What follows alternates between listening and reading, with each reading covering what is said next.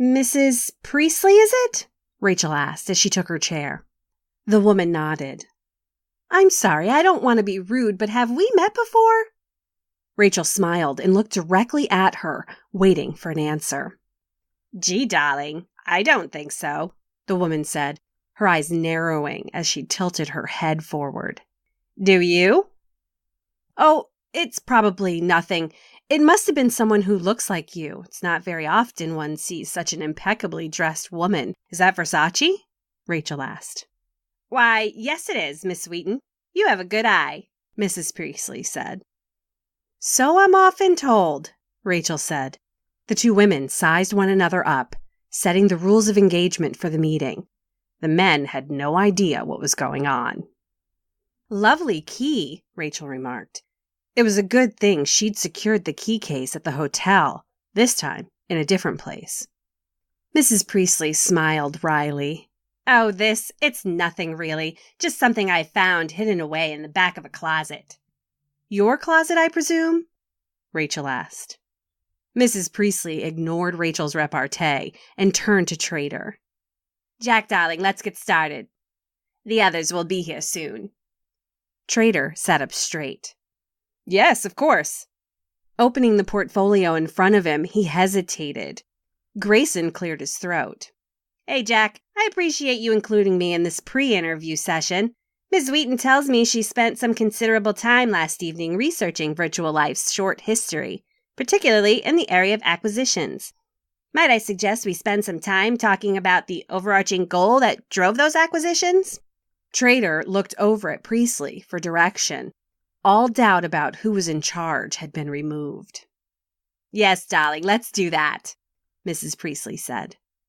A chill ran down Rachel's back. Trader nodded tentatively. After a few seconds, he said, No, I think not.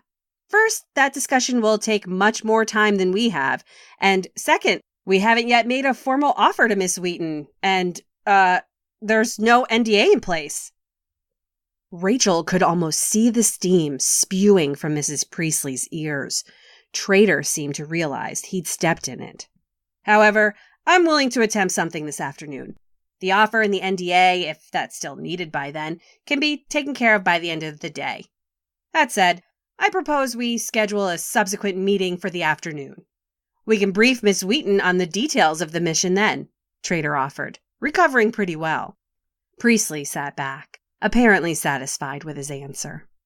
Rachel thought the acquisitions discussion, if it were to happen now, would be poorly timed. When she was on assignment, it was her practice to have an answer for every question that might arise, and a response to every scenario that might unfold. She knew quite a bit about the acquisitions already, but she wanted more time to prepare, more time to focus and connect the dots. Mrs. Priestley, I suggest we cover your agenda items, Trader said. We have 10 minutes before the others arrive. Grayson looked poised to jump out of his chair.